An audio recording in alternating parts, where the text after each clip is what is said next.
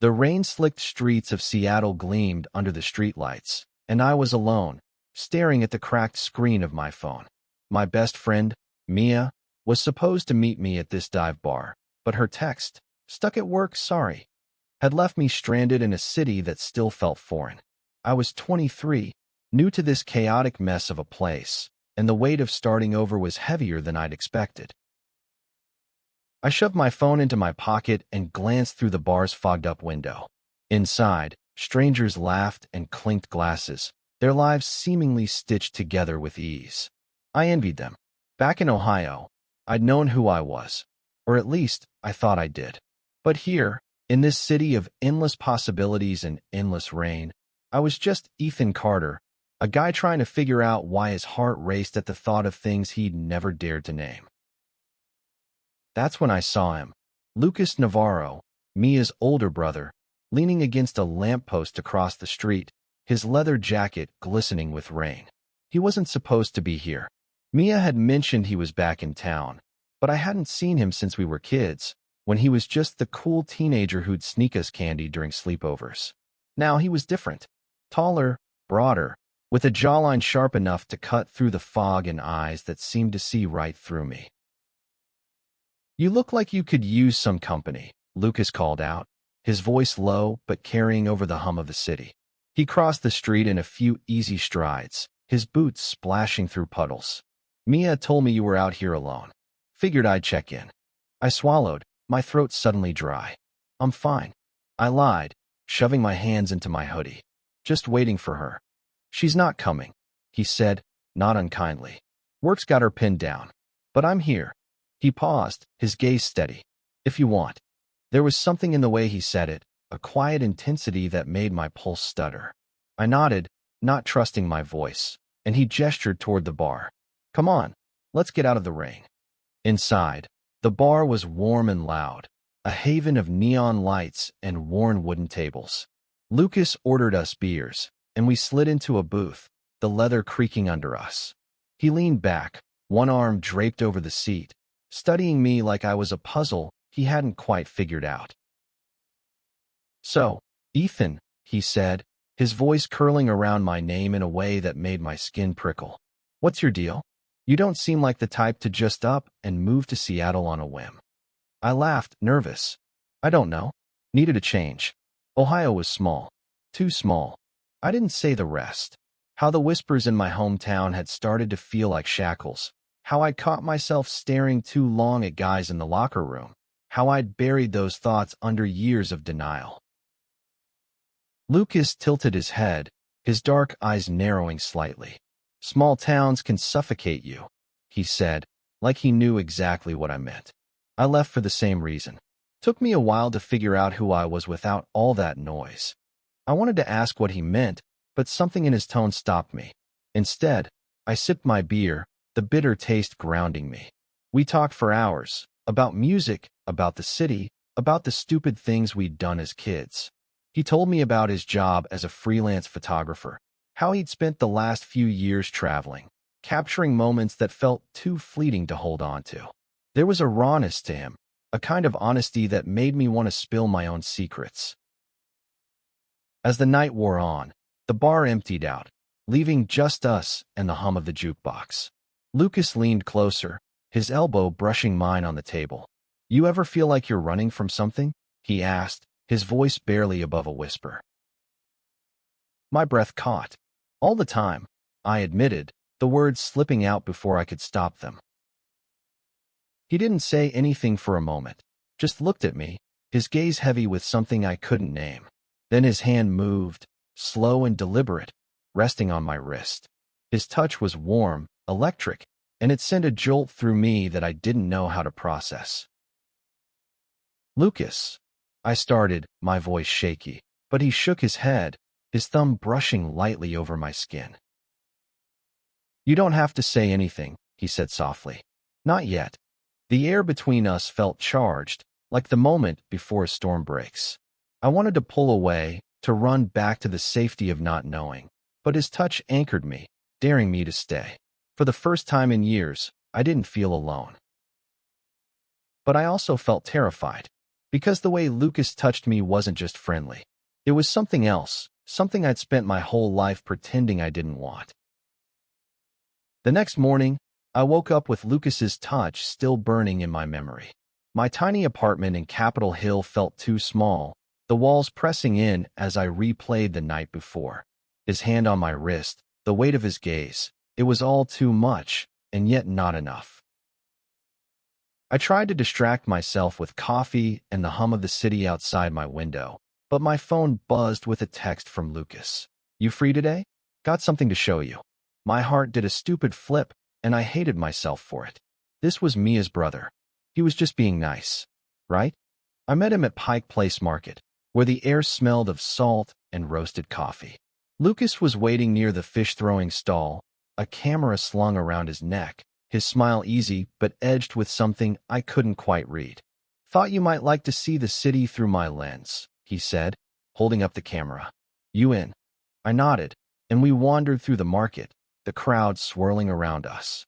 Lucas pointed out little details, the way the light hit the cobblestones, the graffiti tucked behind a fruit stand, and I found myself relaxing, caught up in his enthusiasm. He handed me the camera at one point, his fingers brushing mine, and I fumbled with it, my face heating up. "You're a natural," he teased, stepping closer to adjust my grip. His breath was warm against my cheek, and I froze, hyper-aware of how close he was. "Just relax, Ethan. Feel the moment." I wanted to laugh it off, to pretend his words didn't hit me like a freight train, but I couldn't. Instead, I focused on the camera, snapping a photo of a street musician strumming a guitar. Lucas leaned over my shoulder to look at the screen, his chest brushing my back. "Not bad," he murmured, and I could feel the vibration of his voice. We spent the day like that, drifting through the city, from the market to the waterfront, where the Ferris wheel loomed against the gray sky. Lucas talked about his travels, Tokyo, Lisbon, Buenos Aires, and I listened, caught up in the way his eyes lit up when he described capturing a perfect sunset or a stranger's unguarded smile.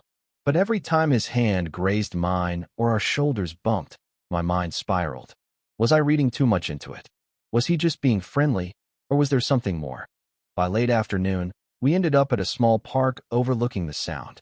The wind was sharp, carrying the scent of salt and seaweed. Lucas sat on a bench, patting the space beside him. I hesitated before sitting, leaving a careful distance between us. "You're quiet today," he said, glancing at me. "Something on your mind?" I stared at the water, my thoughts a tangled mess. "Just adjusting. New city, new life. It's a lot." He nodded, his expression softening. "I get it. When I first left home, I felt like I was drowning. Took me a while to realize I didn't have to keep everything locked up." I turned to him, my chest tight. "What do you mean?" He leaned back, his hands clasped behind his head. "I mean, sometimes you gotta let yourself feel things, even if they scare you. Especially if they scare you." His words hung in the air, heavy with meaning. I wanted to ask him what he was feeling, what he meant by the way he looked at me, but fear clamped down on my tongue. Instead, I changed the subject, asking about his favorite photo. He grinned and pulled out his phone, showing me a shot of a desert at dawn, all golden light and endless horizon. "It's beautiful," I said, meaning it. "So are you," he said quietly, and my heart stopped. I laughed, awkward and loud, trying to deflect. "Yeah, right." But Lucas didn't laugh. He reached out, his hand resting on my knee, and this time, there was no mistaking the intention. His touch was deliberate, warm, and it sent a shiver through me that had nothing to do with the wind. "Ethan," he said, his voice low, "I'm serious." I stared at him, my mind screaming to pull away, to run, but my body wouldn't move. His eyes searched mine, and for a moment, the world narrowed to just us, two people on a bench, caught in a moment that could change everything. "I don't know what I'm doing," I whispered, my voice barely audible over the waves. "Neither do I," he said, his thumb brushing my knee. "But I want to find out. With you." The days that followed were a blur of confusion and electricity. Lucas and I fell into a rhythm, meeting up after his shoots or my shifts at the bookstore. Every moment with him felt like stepping onto a tightrope, thrilling, terrifying, and impossible to turn back. One night, he invited me to his studio, a cramped loft filled with prints and camera equipment. The walls were covered in his work, black and white shots of cityscapes, candid portraits, moments frozen in time. I wandered around, marveling at how he saw the world, while he fiddled with a playlist, filling the room with soft indie music. "You ever think about being in front of the camera?" he asked, holding up his Nikon. I snorted. "Me? No way. I'm not photogenic." "Bullshit," he said, grinning. "You've got this thing. It's hard to explain. You're real." My face burned, and I turned away, pretending to study a photo of a rain-soaked street. But Lucas stepped closer, his camera clicking before I could protest. "Hey," I laughed, holding up a hand, but he kept shooting, circling me like a predator with a playful edge. "Relax," he said, lowering the camera but not his gaze. "You're perfect just like this." There it was again, that intensity, that pull. I wanted to lean into it, to let myself fall, but the weight of my past held me back. Growing up, I'd learned to keep my feelings buried, to smile and nod when my dad made offhand comments about real men. I'd dated girls, played the part, but it had always felt like a lie. And now, with Lucas, the truth was clawing its way out. He set the camera down and crossed the room, stopping just inches from me. "You're thinking too hard," he said, his voice soft but firm. "Talk to me, Ethan." I opened my mouth, but the words wouldn't come. Instead, I reached out, my hand trembling as it brushed his arm. It was the first time I'd initiated anything, and the contact sent a spark through me. Lucas didn't move, didn't push, just watched me with those damn eyes that saw too much. "I'm scared," I admitted, my voice breaking. I don't know how to do this." He stepped closer, his hand finding mine, intertwining our fingers. "You don't have to know," he said. "Just be here, with me." And then he kissed me. It was slow, tentative, like he was giving me a chance to pull away. But I didn't. I leaned into it, my hands finding his shoulders, my heart pounding so loud I was sure he could hear it. The kiss deepened, and for the first time, I felt like I was exactly where I was supposed to be. When we pulled apart, I was breathless, my mind racing but oddly calm. Lucas rested his forehead against mine, his hand still holding mine. "Was that okay?" he asked, a hint of worry in his voice. I laughed, shaky but genuine. "Yeah, more than okay." We spent the rest of the night talking, kissing, laughing, each moment peeling away another layer of my fear. But in the back of my mind, a shadow lingered. Mia, my family, the world outside this loft. I wasn't out, not even to myself, not fully. And Lucas, with his easy confidence and unapologetic heart, was a mirror I wasn't sure I was ready to face. The next day, Mia called while I was at work, her voice bright and oblivious. "Hey, you've been hanging out with Lucas a lot, huh? He says you're cool." My stomach twisted. "Yeah, he's great," I said, hoping my voice didn't betray me. "You okay?" she asked, her tone shifting. "You sound weird."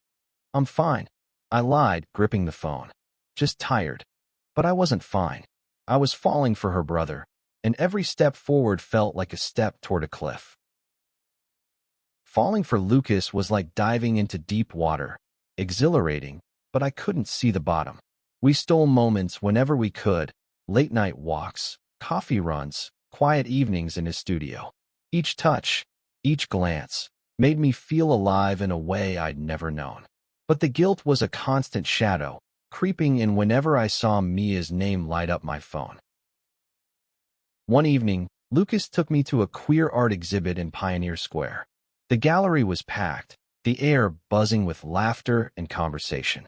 I felt out of place, like an imposter in a world that seemed so sure of itself. Lucas, though, moved through it effortlessly, greeting friends, his hand resting lightly on my lower back. It was a small gesture, but it felt like a claim, and I didn't know if I was ready for it. "You okay?" he asked, catching my unease as we stood in front of a painting, a swirl of colors depicting two men embracing. Yeah, I said, but my voice was tight. It's just a lot. He nodded, his hand squeezing mine. I know. It was for me too, at first. But this, he gestured to the room, this is home. You'll find your place in it. I wanted to believe him, but the weight of my unspoken truth pressed down on me. I hadn't told Mia. I hadn't told anyone. And every time Lucas touched me, I felt the gap between who I was and who I wanted to be widen. Later, as we walked back to his car, he stopped under a streetlight, pulling me close. You're pulling away, he said, his voice low. What's going on, Ethan? I looked down, my hands stuffed in my pockets. It's Mia. She's my best friend, Lucas. If she finds out about us, I don't know what she'll think. He frowned, his jaw tightening. You think she'd care? Mia's not like that. She's been my biggest supporter since I came out. It's not just her, I said, my voice cracking. It's me. I'm not out. I don't even know if I'm ready to say it out loud. Lucas's expression softened, and he cupped my face, his thumbs brushing my cheeks. You don't have to have it all figured out. But you don't have to hide, either. Not with me. His words broke something in me, and I kissed him, desperate and raw, right there on the sidewalk. For a moment, the world didn't matter. Just us, just this. But the next day, reality crashed in. Mia showed up at my apartment, her eyes red and puffy. Why didn't you tell me? She asked, her voice shaking. My heart stopped. Tell you what? About you and Lucas, she said, and I felt the ground shift beneath me. I saw you last night, outside the gallery. I wasn't spying, I swear, I was just there. I opened my mouth, but nothing came out. She stepped closer, her expression a mix of hurt and confusion. Ethan, I don't care that you're with a guy. I care that you didn't trust me enough to tell me. I didn't know how, I said, my voice barely a whisper. I'm still figuring it out. She sighed, running a hand through her hair. I get it. I do. But you and Lucas, you're my family. Both of you. Just don't shut me out, okay? I nodded, my throat tight with relief and guilt. She hugged me, and for the first time, I felt a piece of the weight lift. But as she left, I knew it wasn't over. Coming out to Mia was one thing. Coming out to myself, to the world, was another. Mia's acceptance was a lifeline, but it didn't erase the fear. Lucas and I grew closer, our connection deepening with every shared moment, but I was still wrestling with myself. Every time I looked in the mirror, I saw the boy who'd spent years hiding, and I wasn't sure how to become someone else. One weekend, Lucas convinced me to go to a Pride event with him, a small festival in a park near Fremont. The air was thick with music and laughter, rainbow flags waving in the breeze. I felt like an outsider, but Lucas held my hand, his confidence anchoring me. You belong here, he whispered, and I wanted so badly to believe him. We danced to a local band, our bodies pressed close, and for a moment, I let myself forget the world outside. But then I saw him, a guy from my hometown, someone I'd gone to high school with. He was across the park, staring, his expression unreadable. My heart sank, and I pulled away from Lucas, my breath coming too fast. What's wrong? Lucas asked, his hand on my arm. Someone I know, I said, my voice shaking. From Ohio. Lucas followed my gaze, his jaw tightening. You want to leave? I nodded, and we slipped away, my chest tight with panic. Back at his studio, I paced, my mind spiraling. What if he tells people? My parents, my friends back home, they don't know Lucas. They can't know. He stepped in front of me, his hands on my shoulders. Ethan, breathe. You don't owe anyone an explanation. Not them, not anyone. But what if they find out? I said, my voice breaking. My dad, he's not like Mia. He'd never understand. Lucas pulled me into a hug, his arms strong and steady. You don't have to face that now, he said. But when you do, you won't be alone. I promise. His words were a balm, but the fear lingered. That night, I lay awake in his bed, his arm draped over me, and I wondered how long I could keep running from myself. The next day, I got a text from the guy from Ohio, Jake. Saw you at the festival. Didn't know you were into that. My stomach churned, and I didn't respond. But the message was a crack in the wall I'd built, and I knew it was only a matter of time before it came crashing down. Lucas noticed my mood, but I brushed it off, not ready to talk. Instead, we spent the day in his studio, editing photos, our silence comfortable but heavy. When he reached for my hand, I let him, but my mind was elsewhere, tangled in the what-ifs. That evening, Mia invited us to dinner at her place. It was the first time we'd all been together since she found out, and I was nervous, but Lucas's presence steadied me. Mia was her usual self, teasing Lucas about his cooking, laughing at my bad jokes. But as we sat around her tiny table, I felt a shift. This was my family now, not just Mia, but Lucas too. And for the first time, I started to believe I could belong.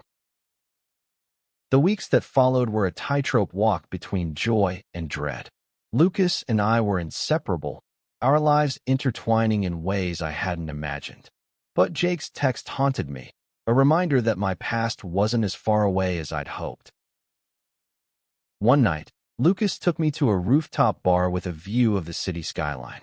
The lights glittered below, and for a moment, I felt untouchable. We sat close, our knees touching, and he told me about his first love, a guy he'd met in college, who'd broken his heart but taught him to be unapologetically himself. I was scared too, he said, his eyes on the horizon. But loving him showed me who I am. And loving you, it's reminding me why it's worth it. My breath caught. It was the first time he'd said it, and the word, love, hung between us like a fragile, beautiful thing. I wanted to say it back, but the words stuck in my throat, choked by fear. Instead, I kissed him, pouring everything I couldn't say into it. His hands found my waist, pulling me closer, and for a moment, the world was just us, high above the city, untouchable.